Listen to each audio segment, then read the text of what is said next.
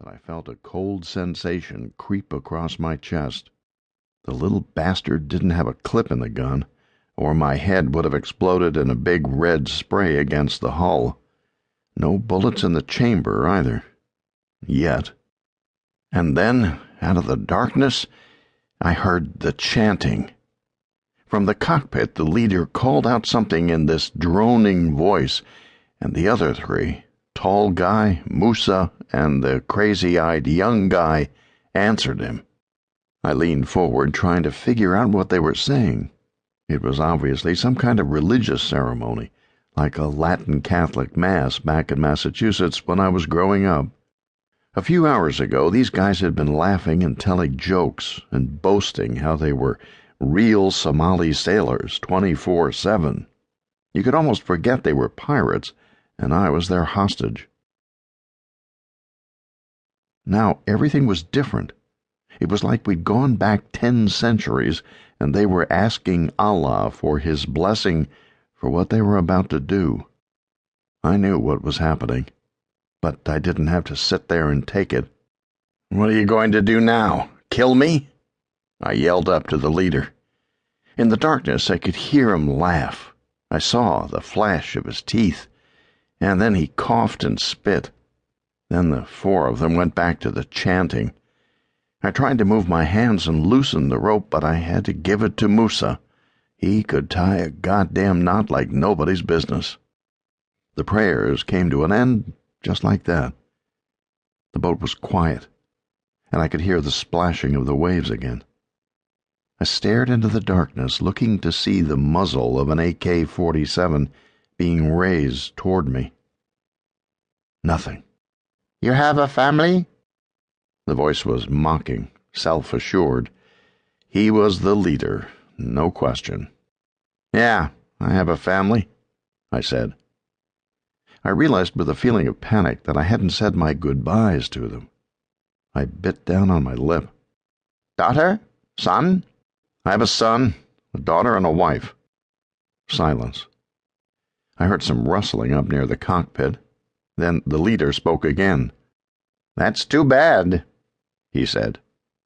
He was trying to rattle me, and he was doing a damn good job of it, actually.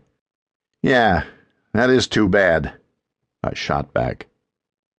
Whatever they did or said, I couldn't let them know they'd gotten to me. Musa came toward me down the aisle of the lifeboat. He took some white cotton cloth that he'd torn from a shirt and laced it through the ropes around my hands. He didn't pull them tight, just twined them around the ropes.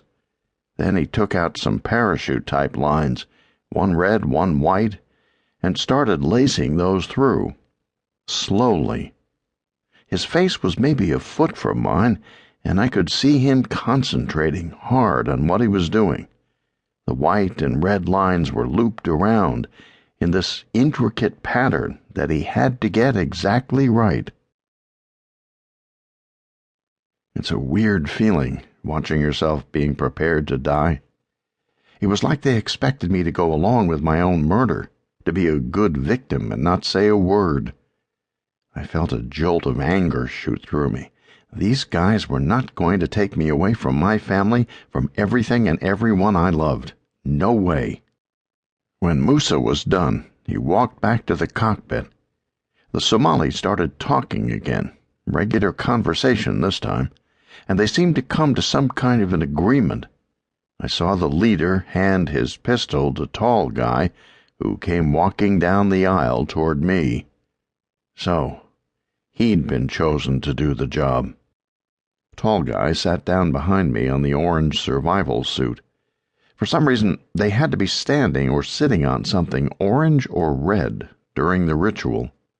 He checked the 9mm clip, slammed it back in, and then played with the gun.